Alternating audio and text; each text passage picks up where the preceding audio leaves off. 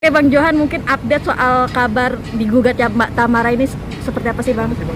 Oke, kami datang ke pengadilan ini untuk mengecek karena udah rame di berita, tapi undangan pemberitahuan atau relasnya belum datang ke tempat klien kami, tempatnya Tamara. Cuman yang kita lihat bahwa penggugat ini Richard Blazensky atau Rick, R-I-C-K ya, Rick Blazensky. Kalau kita lihat dari jejak digitalnya, bahwa Rick Blazensky ini adalah pengusaha kaya raya, abang paling tua yang masih hidup saat ini, yang menggugat adik kecilnya, adik bungsunya, yang jualan nasi, warung nasi di Bali sana. Jadi yang digugat adalah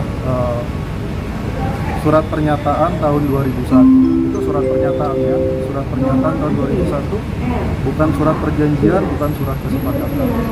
Jadi pernyataan itu bisa dibatalkan kapan saja. Pernyataan itu harus diuji kembali gitu. Pernyataan itu apa? Pernyataan itu tidak boleh dalam tekanan, tidak boleh dalam ancaman. Kita lihat mengenai pernyataan itu dibuat bulan Desember tahun 2001. Ayah mereka meninggal bulan November, belum 40 hari. Jadi itu masih dalam tekanan ayah yang baru meninggal. Jadi kita akan uji di pengadilan. Tidak sesederhana itu gitu, mengenai yang digalilkan di situ mengenai digugat. Jadi bagaimana, kenapa abang paling tua yang masih hidup meminta adik paling kecil yang masih berumur 20-an tahun pada saat itu membayar setengah hutang-hutang bapaknya di rumah sakit. Kenapa tidak saudara-saudaranya yang lain? Kan mereka berlima, bagaimana dengan 3 yang lain? Kan begitu, itu yang masih mesti diuji gitu. Jadi nggak sesederhana itu.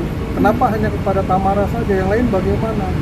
Gugatannya ini bagaimana? Sudah cukup nggak? Kita uji nanti, itu tidak ada masalah.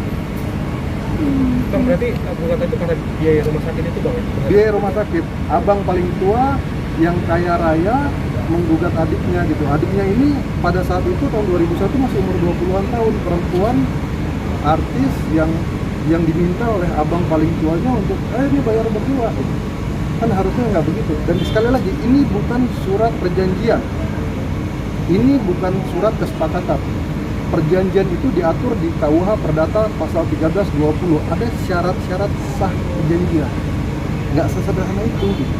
Ini bukan Tamara tidak membayar uang pinjaman adik, ini bukan pinjaman biaya hidup, bukan pinjaman biaya untuk bisnis.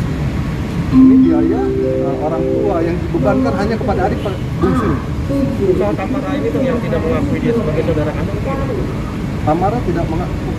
Ada berita seperti itu Bang? Tidak ada, tidak. Kita tidak masuk di wilayah sana. Ini abang paling tua kepada adik bungsunya. Ini masih ada kaitan yang dengan villa hotel itu nggak sih Bang? Ini tidak bisa berdiri sendiri, tidak bisa berdiri sendiri-sendiri. Ini ditandatangani surat kesepakatan itu di hotel. Oke. Ini ada satu kaitan rangkaian besar yang berkaitan dengan hotel. Jadi Tamara membuat pernyataan itu di hotel. Itu yang lagi kita uji. Yang jelas ini tidak berdiri sendiri. Berarti memang terkait warisan, betul? Oh ya, itu masih berkaitan gitu, masih berkaitan satu sama lain, karena ini kan kakak beradik ya. Oke, nah sama yang berikutnya, kami mendengar bahwa Tamara dibilang tidak peduli dengan hotel. Ini logika berpikirnya ada di mana gitu? Tidak peduli dengan hotel. 19 tahun tidak pernah diundang. 19 tahun tidak pernah dilibatkan apa-apa. Bagaimana Tamara mau datang ke hotel? Seperti kita memiliki satu perusahaan TBK, bisa nggak hanya dengan kita datang setiap hari kepada perusahaan tersebut? Tamara juga ada aturan yang mengatur, namanya Undang-Undang Nomor 40 Tahun 2007 tentang PT Perseroan Terbatas. Undang-undang itu pasal 82 ayat 2 mengatur apa? Mengatur untuk Tamara harus diundang secara patut, Tamara harus dilibatkan secara aturan-aturan. Itu namanya imperatif. Keharusan, imperatif, keharusan. Ada kaidah-kaidah perusahaan pengelolanya itu diatur sama undang-undang. Gitu. Jadi nggak bisa dibilang Tamara tidak peduli. Ada lagi saya mendengar bahwa Tamara minta dividen. Logika hukumnya bagaimana? Minta dividen, diundang aja enggak kok. Lu bagaimana mau minta? Apa kendaraan, ranah apa untuk meminta dividen? Diundang aja enggak. Suatu hari Tamara didatangi di rumah untuk diminta tanda tangan surat utang. Disinilah persoalan. Tapi ini Cipanas itu milik Tamara ya, secara akta ya? Milik Tamara secara waris. Secara Ya. Bicara mengenai akta 1, saya menghimbau penggugat untuk mari kita duduk di dalam mediasi nanti. Duduk, dan mediasi ini sebaiknya, kami himbau, sebaiknya dihadiri oleh prinsipal. Klien kami sudah konfirmasi bahwa mediasi nanti akan hadir. Tamara akan hadir. Nah, kami minta prinsipalnya juga hadir, bukan hanya diwakili oleh kuasa hukumnya saja. Untuk apa? Kalau mediasi ini deadlock, apa yang kami lakukan? Kami akan mencadangkan upaya hukum baru. 2 upaya hukum baru. Yang pertama, bagaimana mungkin 19 tahun Tamara tidak pernah hadir di dalam RUPS, tidak pernah hadir, tidak pernah diundang secara patut, ada timbul akta-akta. Akta sudah pasti akan kami gugat. Bagaimana bisa timbul? Ada 4 aturan syarat sahnya RUPS. Yang pertama, diundang secara patut. Yang kedua, harus quorum. Yang ketiga, keputusan rapat. Yang keempat, risalah rapat. Diundang secara patut tidak, bagaimana bisa quorum? Kami akan batalkan semua akta, nanti berantakan ini semua. Kalau sudah itu berantakan, kami akan melaporkan pidana, dugaan pemalsuan, berantakan. Mari kita duduk, bicara, lupakan bisnis, kita bicarakan duduk dengan hati yang tenang, dengan kondisi yang baik. Kenapa? Energi kami sangat low. Klien kami Tamara sangat low energinya. Bang Johan, tenang-tenang aja Bang, kita low Bang energinya. Tuhan akan bersama kita Bang. Bagaimana logika hukumnya 19 tahun gak pernah hadir, ada banyak sekali akta yang timbul. Come on, kan gitu ya. Jangan kita masuk ke wilayah-wilayah hukum baru. Gitu. mungkin hubungan Tamara sama kakak sendiri gimana sih Bang? Yang dilaporkan Mas Bang?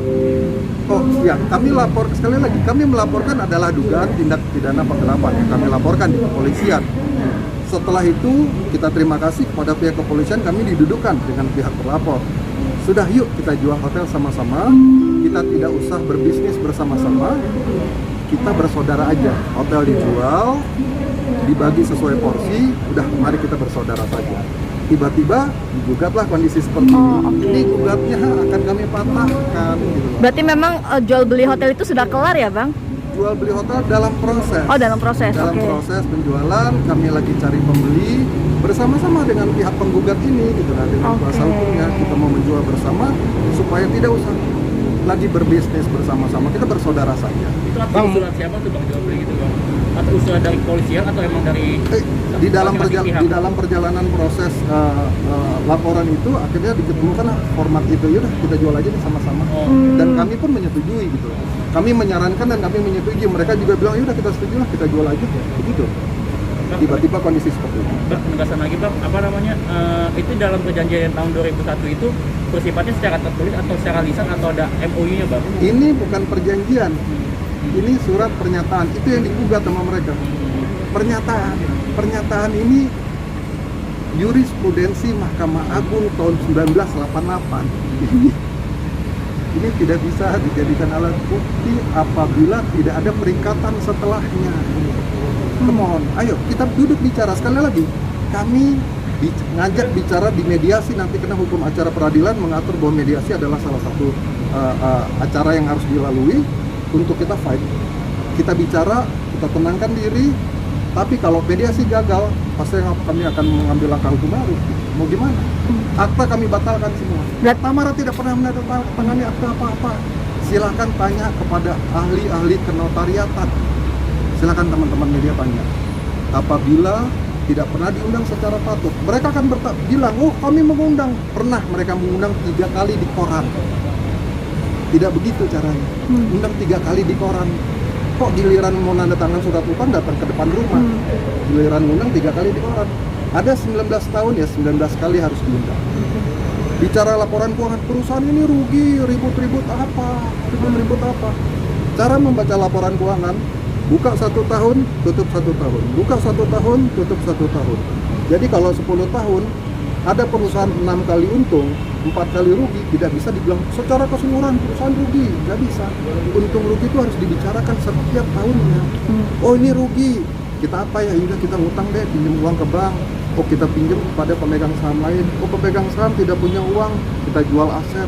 Oh untung bagi-bagi. Itu cara bacanya. Jadi nggak bisa dibilang perusahaan ini rugi. Yang berikut, saya disampaikan bahwa oh ini perusahaan sudah diaudit. Yang saya dengar begitu. Benar, kami mendapat informasi dari penyidik 5 tahun sudah diaudit. Ada 19 tahun. Baru 5 tahun diauditnya gitu. Yang lain kemana? Dan yang berikutnya, menunjuk auditor itu harus atas persetujuan kami. Kami harus dilibatkan gitu. Jadi baru diaudit 5 tahun, sisa yang lain belum diaudit. Dan auditnya sendiri kami tolak. Bang, pernyataan apa sih Bang yang akhirnya digugat sama pihak? Pernyataan saya kalau tidak salah bahwa ya uang biaya rumah sakit bapaknya untuk dibagi 2. Berapa total? Itu yang 4 miliar itu yang 36. Setahu saya itu di dalam gugatannya udah dimasukin, kalau saya tidak salah nilai $100.000 itu yang dibagi. $100.000 digugatnya jadi 34 miliar. Jadi ini yang wow. Tapi udah ada komunikasi belum Bang dari Tamara sama Bukit itu kalau misalkan Mbak Tamara nggak bisa membagi 2 pada proses perjalanan selanjutnya? Ya kita tidak punya komunikasi ke arah sana. Kalau hotel ini dilaporkan baik-baik, dijalani baik-baik dengan aturan-aturan, kaidah-kaidah dari PT Perseroan, ada untung 50 juta saja misalnya 50 juta dibayar 19 tahun udah 1 miliar ya kan gitu ya, 20 tahun udah 1 miliar udah terbayar kan, misalnya hutang ini ada, tapi ini kan harus diuji lagi. Jadi sekarang kami tidak dilibatkan di dalam perseroan, dalam aturan-aturan pemegang saham. Habis itu hutang bapak mesti dibayar sendiri. Ini yang menjadi. Berarti dari awal hubungannya tidak baik ya Bang? Pemegang saham 20%. Tapi pemegang saham terbesar siapa Bang? Gitu Bang? Rick Blazinski. Kabarnya sendiri kabarnya di Amerika posisinya. Ya, beliau menurut jejak digitalnya beliau berada di California. Ya, pengusaha kaya raya yang berada di California. Jadi itu buat yang perdana ini kan kalau diwakilkan atau yang mau bilang tadi. Ya, kalau ya dia bisa saja diwakilkan oleh kuasa hukum, tapi pada saat mediasi diatur sebaiknya untuk hadir para prinsipal. Tamara akan hadir dan tanggal 8 ini kami akan hadir. Meskipun kami belum diundang secara belum dilampirkan relas panggilannya, tapi kami akan hadir tanggal 8 ini karena kami adalah warga negara yang baik, Tamara adalah warga negara yang baik. Untuk kami bertanya sama pengadilan, kami belum dapat undangannya, belum dapat gugatannya. Oke Bang, kondisi Mbak Tamara so far gimana? Dia sangat tenang ya, Tamara sangat tenang, Tamara ikhlaskan semua dan kami hanya tersenyum bahwa pada akhirnya keadilan akan timbul. Ini hanya masalah kita harus berjuangkan aja. Cuma sekali lagi, ini kalau dalam filsafat ya, ini majas alusio, ini metaforanya apa? Metaforanya bawang merah dan bawang putih. Berarti memang nggak dekat Bang ya hubungan Tamara sama Risat ini? Ya hubungan yang ya beliau ada di Amerika, Tamara ada di Indonesia, ya hubungannya tidak baik. Kalau official keluarga berarti si Richard ini kakak angkat kah atau kakak seperti apa? Kakak kandung atau? Ya, satu bapak. Satu bapak. Oh, beda-beda ibu berarti ya? Ya, betul, beda ibu, satu bapak. Oke.